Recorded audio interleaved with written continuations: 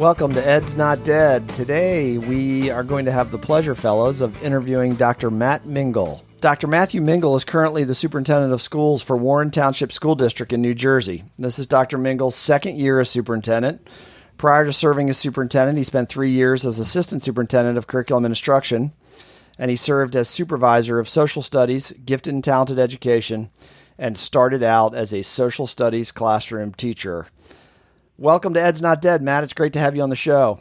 It's great to be here. Thank you.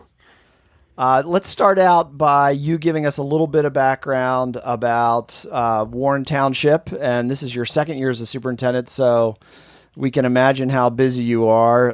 Let us know what you're doing right now as a superintendent in Warren Township. Sure. So we just opened the school year up in Warren Township. We are a relatively small K-8 district with about 1,700 students spread across 5 buildings, 4 small elementary schools and a middle school. And we send to a regional high school, which happens to be right in the same town. Question, right? We're getting the school year. I want to talk to you a little bit about kind of teacher health and well-being, because obviously everybody comes in charged up, feeling great, and that that sometimes can wane over the course of a year. So what kind of considerations should school leaders and all stakeholders really keep in mind in terms of the social and emotional needs of teachers?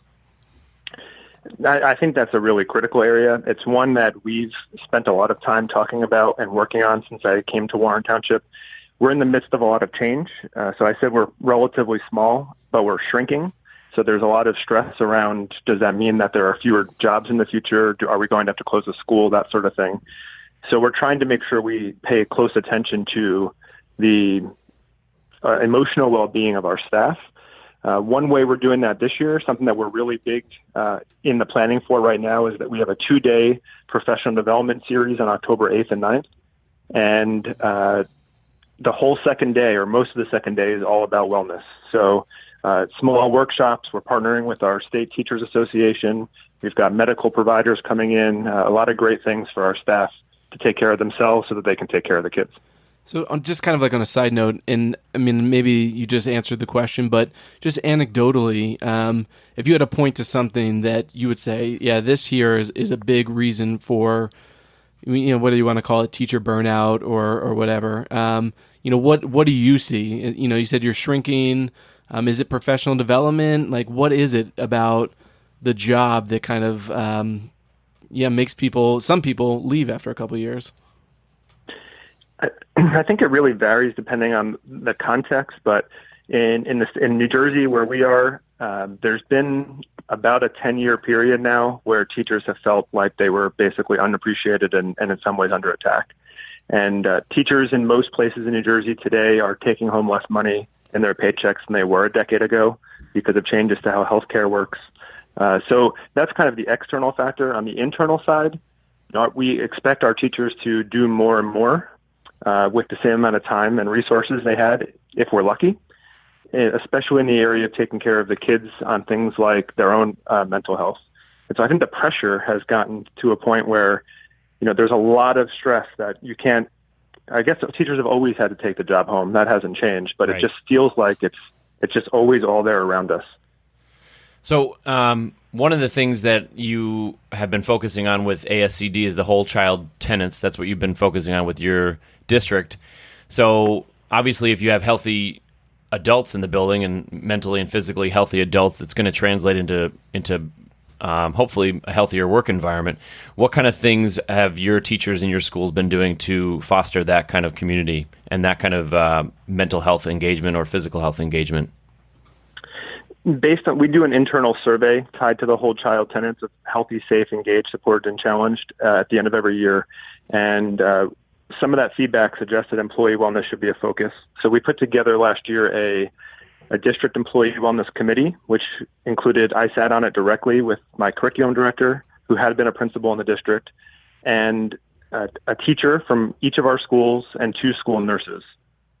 We spent the year getting to know what the concerns were of the staff and then designing this upcoming professional development. So that's our way of trying to make sure that we're all partnering together. It also got me directly working with teaching staff so that it wasn't about going through the principals or some other layer of bureaucracy, but getting there rolling up our sleeves together and planning as one team. Nice.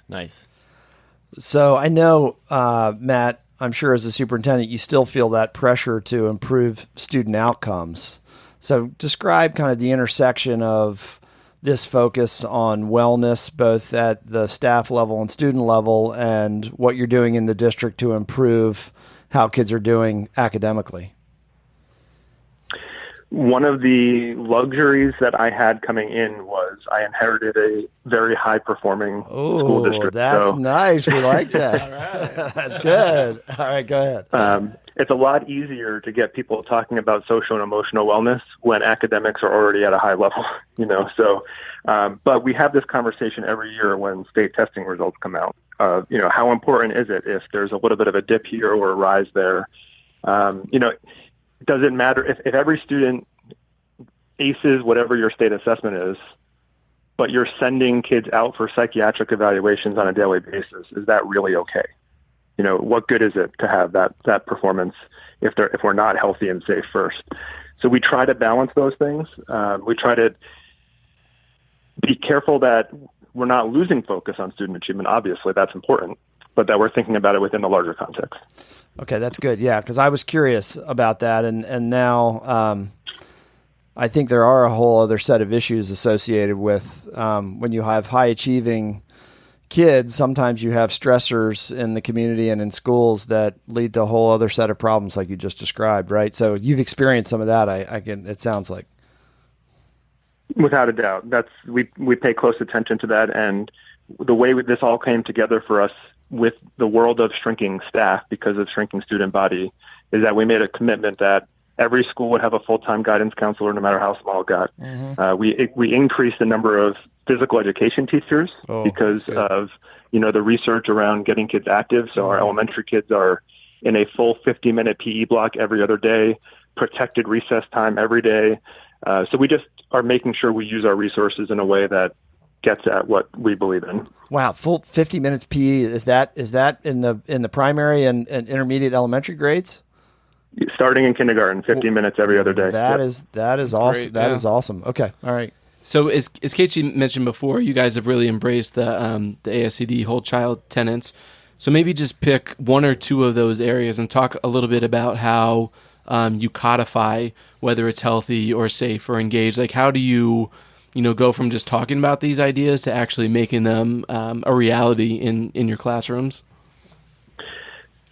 And that's where the real work happens, right? So the first year was really about big picture, the 5 tenets, and what I found they're a unifying force. If you get, I don't care where you go, if you bring a group of educators, parents, board members, whomever into a room and say, do you think kids should be healthy, safe, engaged, supported, and challenged? Nobody raises their hand and says, no. That's true. We don't want that here.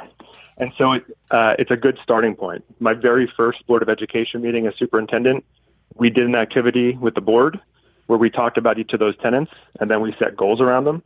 And so we keep carrying that through and just digging a little bit deeper year after year. And you said, look at one of them, safe. Unfortunately, we live in a world where educators have become security officers and first responders. Yeah.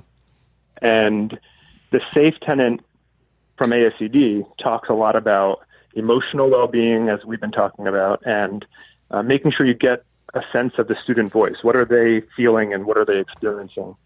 It's not about what new bells and whistles can you put on your alarm system. It's not about how many armed officers do you need to have at the entrance to your school, right, which I think is good because it allows our teachers to focus on the things they're really good at, making relationships, building relationships with kids and parents, and bringing everybody together that way. And have you seen the results in that internal survey you referenced before, how the data looks better than it did prior to you starting? It does. On the safe side, our people feel pretty good. It's all relative, so everything goes up and down over time. And sometimes what we see is the surveys, the areas that people feel are outside of their direct locus of control, they rate low. So teachers rate things about what happens at home low. Parents rate things about what happens in the classroom low. And that kind of helps us think about what communication strategies do we need so that everybody's talking about the same thing. How do you going to like the individual teacher level, how do you help your principals respond to either parents or maybe even teachers who look at these kind of I guess mushy, sometimes people would soft skills. Yes, that's right. Where they're like, well, why are we focusing on these? I have content to get through, or my child is behind in math, or they're advanced in math. They don't need to focus on these. How do you respond yourself, and then how do you coach your leadership teams in the schools to approach these arguments? I went and shared this philosophy with the governing body of our town, of our municipality, and they all nodded along and said, that all sounds great, but what about their science scores? and so what I pointed them to was within the whole child, although it has things about social and emotional well-being, the soft skills, so on, challenged is really about academic preparation and being ready for whatever the global community is going to throw our students' ways down the road. Sure. And so there's room in there for all the other things we think are really important about civic engagement, about strong literacy and numeracy skills and so on. So I point them to that direction and say, that's all there too. But the research, you can go back 100 years. You can go back to things we all learned in Education 101 about Maslow or wherever else and say, if kids aren't healthy and safe, they can't get to those other things. Yeah. And that's where it all comes together. Well, Matt, this has been great. It's been wonderful to have you on the show. Where can our listeners find you? Yeah, so I'm on Twitter at mmingle1. That's probably the best place. And anywhere where if anybody's interested in the whole topic of whole child and ASCD, there's all kinds of chats on Twitter on a regular basis to check out. All right. Terrific. All right, Matt. Boys, say thanks. Thanks, Matt. Thanks, Matt. Appreciate your time. All right, we're gonna be following you closely, and good luck with your work as superintendent. We'll talk to you soon. Thanks so much. Thanks.